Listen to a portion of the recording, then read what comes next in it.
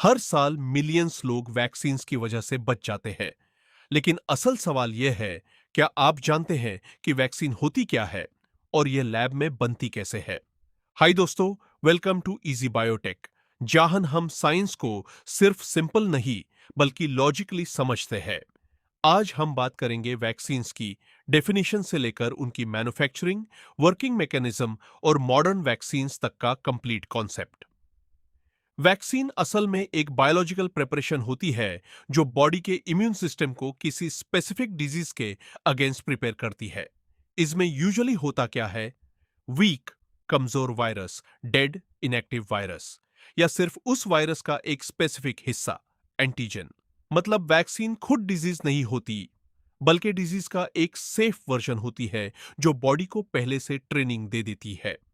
सबसे पहली vaccine develop की थी एडवर्ड जेनर ने 1754 में इंग्लैंड में। उन्होंने स्मॉल पॉक्स के अगेंस्ट वैक्सीन बनाई जो कि उस वक्त दुनिया की सबसे डेंजरस डिजीज थी। ये डिस्कवरी मॉडर्न इम्यूनोलॉजी की फाउंडेशन बनी। अब सबसे इंपॉर्टेंट पार्ट, वैक्सीन्स बनती कैसे है? ये एक हाईली कंट्रोल्ड साइंटिफिक प्रोसेस होता है। पैथोजन सिलेक्शन, साइंटिस्ट डिजीज के वायरस या बैक्टीरिया को आइडेंटिफाई करते हैं।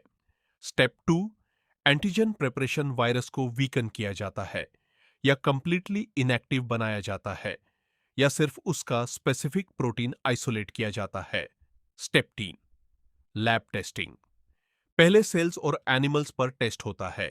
स्टेप 4, क्लिनिकल ट्रायल्स, ह्यूमंस पर 3 फेजेस में टेस्टिंग होती है। Safety, effectiveness, dosage. Step 5, approval and production, government approval के बाद लार्ज स्केल मैन्युफैक्चरिंग होती है। यह प्रोसेस नॉर्मली 5 to 10 साल भी ले सकता है। जब वैक्सीन बॉडी में जाती है, इम्यून सिस्टम उसे फौरन समझता है। व्हाइट ब्लड सेल्स एक्टिवेट होती है, एंटीबॉडीज बनती है और सबसे इंपॉर्टेंट, मेमोरी सेल्स क्रिएट होती है।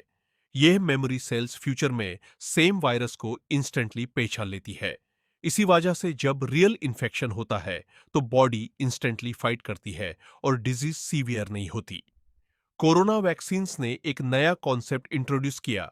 MRNA technology. इस वैक्सीन में एक्चुअल वायरस यूज नहीं होता बल्कि सिर्फ एक जेनेटिक इंस्ट्रक्शन दी जाती है जो बॉडी को सिखाती है कि वायरस का प्रोटीन कैसे बनाना है।